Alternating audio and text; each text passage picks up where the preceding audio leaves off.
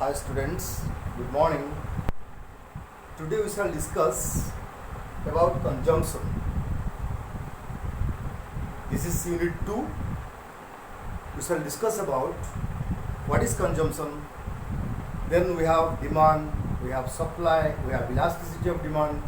So this unit carries a lot of importance. ତେଣୁ ସମସ୍ତେ এই ୟୁନିଟ୍ଟା ଭଲ ଭାବରେ ବୁଝିବ. This is the basis of microeconomics. Now first is consumption. What is consumption?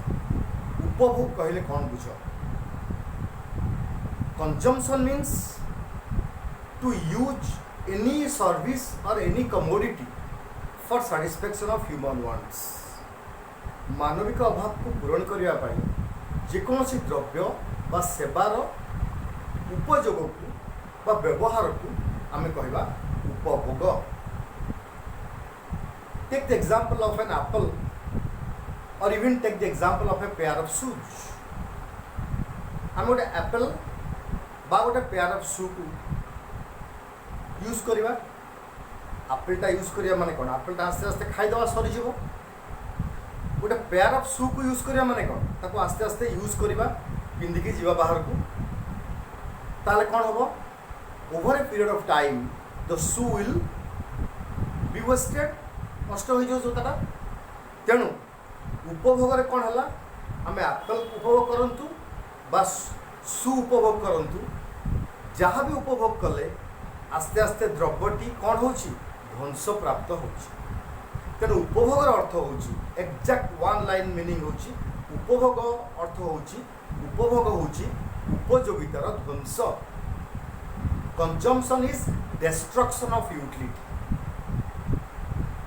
उपभोग केमी ध्वंस है ना? आमे गोटे द्रव्य को गोटे एप्पल एग्जांपल नियो. एप्पलटा को आमे उपभोग कले. कहीं उपभोग कले ना? एप्पलर उपयोगिता अच्छी, ताहा मानविक अभाव को पूरण करिया तार शक्ति अच्छी. तेणु एप्पल को आमे उपभोग कले. तेणु एप्पल को उपभोग कले आस्ते आस्ते एप्पलटी कौन है? ध्वंस प्राप्त हो गला, सरीगला एप्पलटा. तेणु एप्पलर उपयोगिताटा शेष हो गला.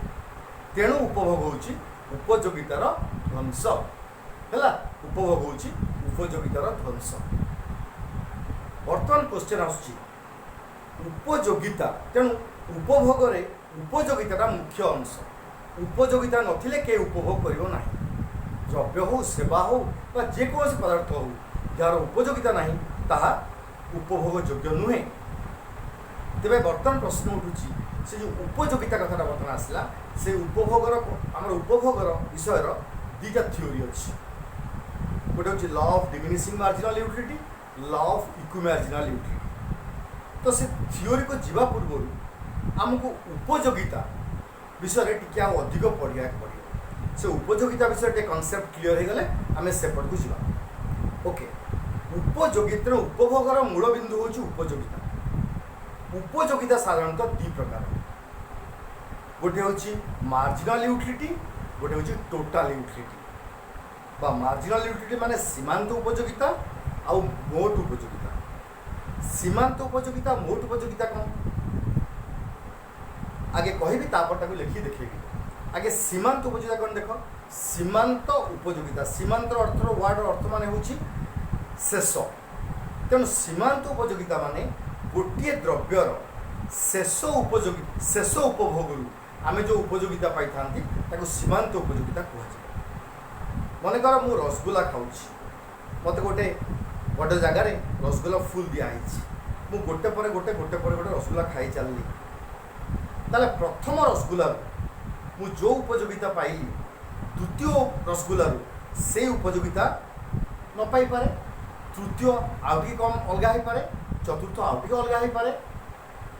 तेणु प्रथम पर द्वितीय, द्वितीय पर तृतीय, तृतीय पर चतुर्थ शेष उपभोग जो उपयोगिता को पाए ता कहते सीमांत उपयोगिता.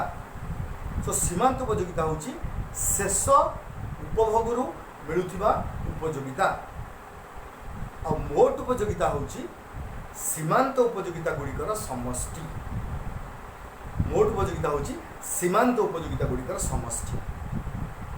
अच्छा, एक कथा मन रख. आज गोटे कथा, गोटे द्रव्य ମୁଁ ତୁମକୁ ମାନବିକ ଅଭାବର ବୈଶିଷ୍ଟ୍ୟ ପଢ଼ିଲା ବେଳେ କହିଥିଲି ଯେ ମାନବିକ ଅଭାବ ଅସୀମ ହେଲେ ମଧ୍ୟ ଗୋଟେ ନିର୍ଦ୍ଦିଷ୍ଟ ଅଭାବ ଆମେ ପୂରଣ କରିପାରିବା, ତାର ଗୋଟେ ସୀମା ଅଛି। ମନେକର ରସଗୋଲା ମୁଁ ଖାଇବି, ମୁଁ ଗୋଟେ ରସଗୋଲା ଖାଇଲି, ତାପରେ ଆଉ ଗୋଟେ ରସଗୋଲା ଖାଇଲି, ତାପରେ ଆଉ ଗୋଟେ ଖାଇଲି, କୌଣସି ଟାଇମ୍ ଗ୍ୟାପ୍ ନ ଦେଇକି ମୁଁ 10ଟା ରସଗୋଲା ଖାଇଦେଲି। ତାହେଲେ ତୁମେ କ'ଣ ଭାବୁଛ ଯେ ପ୍ରତ୍ୟେକ ରସଗୋଲାରୁ ମୋର ଉପଯୋଗିତା ସମାନ ମିଳିବ, ମୋତେ ସମାନ ସାଟିସ୍ଫ୍ୟାକ୍ସନ୍ ମିଳିବ? ନା, ପ୍ରଥମ ରସଗୋଲାରୁ ମୁଁ ଟିକେ ଅଧିକ ସାଟିସ୍ଫ୍ୟାକ୍ସନ୍ ପାଇବି, ଦ୍ୱିତୀୟ ରସଗୋଲାରୁ ଆଉ ଟିକେ କମ୍ ପାଇବି, ତୃତୀୟରୁ ଆଉ ଟିକେ କମ୍ ପାଇବି, ଚତୁର୍ଥରୁ ଆଉ ଟିକେ କମ୍ ପାଇବି, ଏବଂ 5, 7, 8ଟା ଖାଇଲା ପରେ ମୋର ହয়তো ଆଉ ଖାଇବାକୁ ଇଚ୍ଛା ହେବନି, ସେଠି ଶୂନ୍ୟ ଉପଯୋଗିତା ପାଇବି। ତେଣୁ ଏଠି ମନେ ରଖ, ଗୋଟିଏ ଦ୍ରବ୍ୟକୁ ବାରମ୍ବାର ସେବନ କରିଗଲେ ତାର ସୀମାନ୍ତ ଉପଯୋଗିତା ଗୁଡ଼ାକ କମି କମି କମି କମି ଯାଏ ଏବଂ ଶେଷରେ ଶୂନ୍ୟ ହୁଏ ଏବଂ ତାପରେ ମାଇନସ୍ ହୁଏ। ତେଣୁ ସୀମାନ୍ତ ଉପଯୋଗିତାର ଧର୍ମ ହେଉଛି ଯେକୌଣସି ଦ୍ରବ୍ୟ ପୃଥିବୀରେ ଯାହାକୁ ତୁମେ କଣ୍ଟିନ୍ୟୁଅସଲି କନଜ୍ୟୁମ୍ କରି କରି ଯିବ, its marginal utility will go on falling and falling and falling. ଆଉ ସେ ମାର୍ଜିନାଲ୍ ୟୁଟିଲିଟି ଗୁଡ଼ାକର ଟୋଟାଲ୍ ଯଦି ଆମେ କରିବା, ଏଗ୍ରିଗେଟ୍ କରିବା, ତାହେଲେ ସେ ହେବ ମୋଟ ଉପଯୋଗିତା। ତାହେଲେ ଆମେ ଦେଖିବା ସେଇ ମାର୍ଜିନାଲ୍ ୟୁଟିଲିଟି ଆଉ ଟୋଟାଲ୍ ୟୁଟିଲିଟି ଆଙ୍କ ଭିତରେ କ'ଣ ଡିଫରେନ୍ସ ଅଛି, ତାଙ୍କ ଭିତରେ କ'ଣ ସାମଞ୍ଜସ୍ୟ ଅଛି, କ'ଣ ଡିସିମିଲାରିଟି ଅଛି, କ'ଣ ଡିଫରେନ୍ସ ଅଛି, ତାକୁ ଜାଣିବା ପାଇଁ ହେଲେ ଆମେ ଗୋଟେ ଛୋଟ ଟେବୁଲଟେ କରିବା। ପ୍ରଥମେ ମୁଁ କହୁଛି ଏଇଠି ବର୍ଗର ଉପଭୋଗ, ତାପରେ ମୁଁ ଲେଖିଲି ସୀମାନ୍ତ ଉପଯୋଗିତା, ତାପରେ ଲେଖିଲି ମୋଟ ଉପଯୋଗିତା,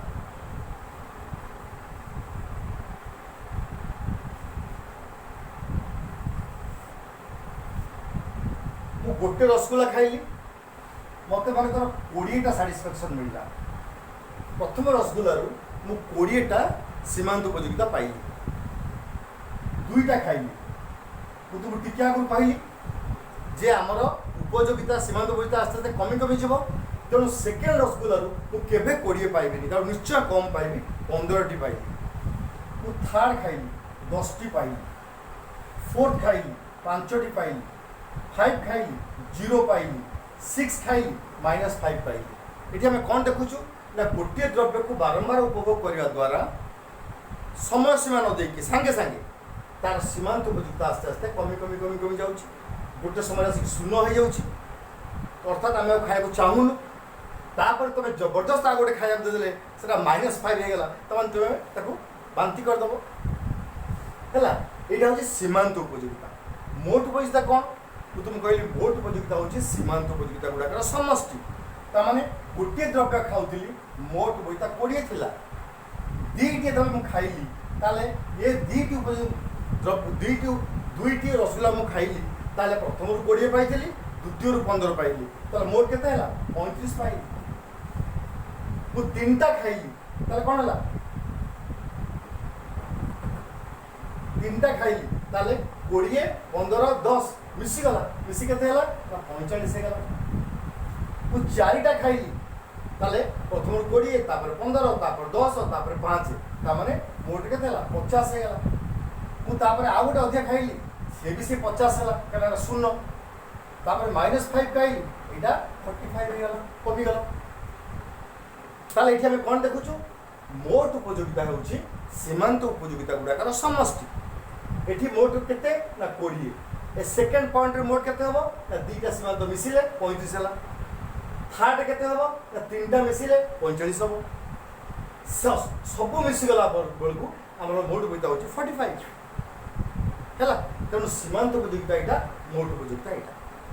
ତାହେଲେ ଆମେ ବର୍ତ୍ତମାନ କହିବା ସୀମାନ୍ତ ଉପଯୋଗିତା ନିର୍ଣ୍ଣୟ କରିବାର ଗୋଟେ ଫର୍ମୁଲା ଅଛି। ମନେକର TUN = TUN - TUN-1। এই ফর্মুলারে আমি সীমান্ত উপযুক্তা কাঢ়িপারিবা। মনেকর এইটা কেতে মু জানিনি, এই সীমান্ত উপযুক্তা 10, এটা কেতে মু জানিনি, এটা কেতে মু জানিনি, কেতে সেটা হব মু জানিনি। কেমতি জানিপারিবি?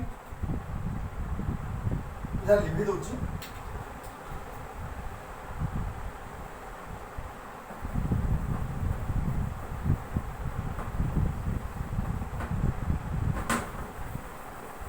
मनकर यहाँ केते मु जानी ताले मु केते एटा जानिबि केमती सीमांत उपयोगिता केमती काढिबि ना TUN माने मोट उपयोगितार n एटा केते नंबर 3 नंबर ताले आमे TUN माने आमे लिखिबा TU3 is equal to sorry TU नु एटा MU Etah MU3 is equal to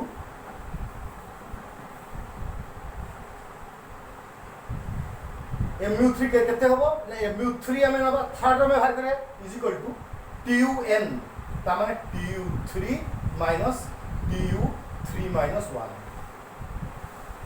ताल केते हला इज इक्वल टू MU3 केते हबो ना TU3 माइनस TU3 माइनस 1 ता माने TU3 minus 1 is equal to TU2 ता माने TU3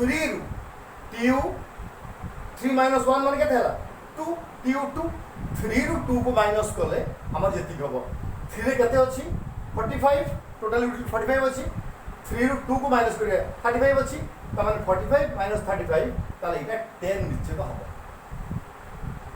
देखिलो MU माने मार्जिनल यूटिलिटी सीमांत उपयोगिता n संख्या इज इक्वल केते ना TUN त माने सेही संख्या रो टोटल यूटिलिटी केते मोड उपयोगिता केते माइनस TUN माइनस 1 से ता पूर्व ता माने सेही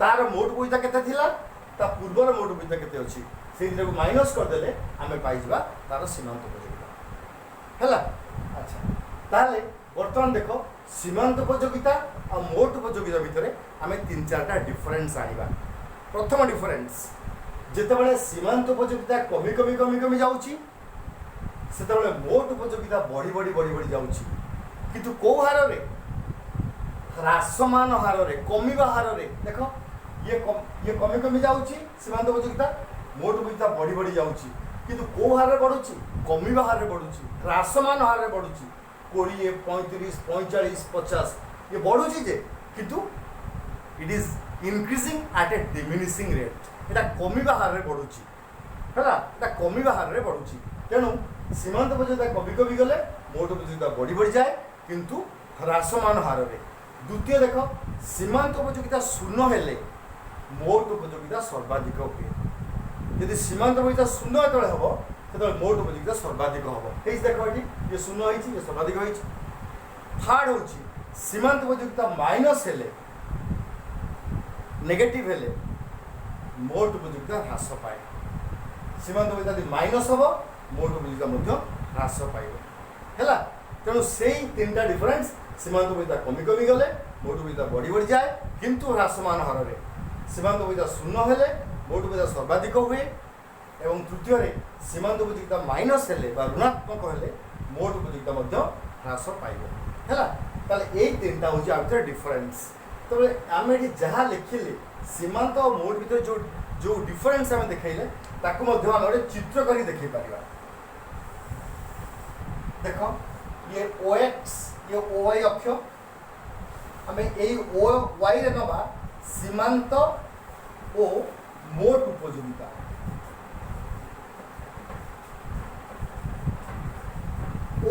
OX रे कोन नबा ना केते हमें उपभोग करचंती केते हमें उपभोग करचंती 6टा करचंती ताले हमें 6 भाग व्यक्त करे 1 2 3 4 5 6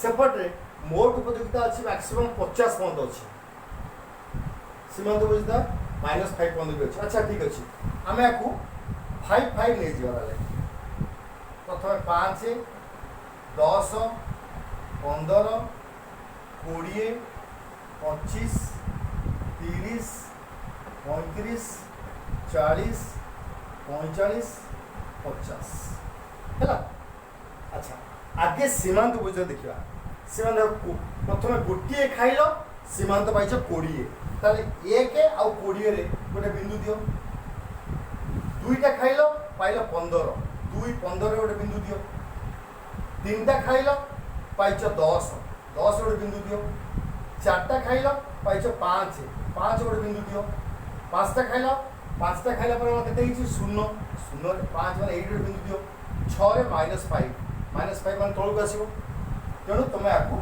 यही 5टा को जॉइन करदेव ताहले आम देख यहाँ हूँ सीमांत उपयोगिता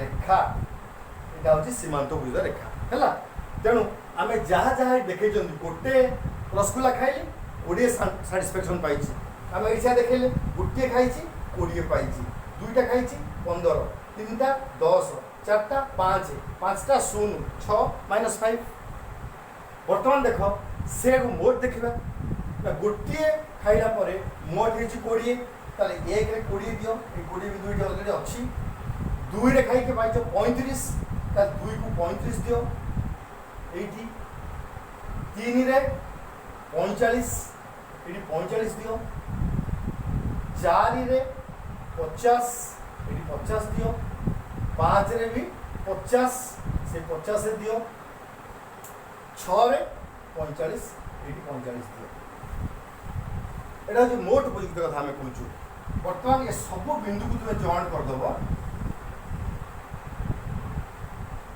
यहाँ हूँ मोट उपयोगिता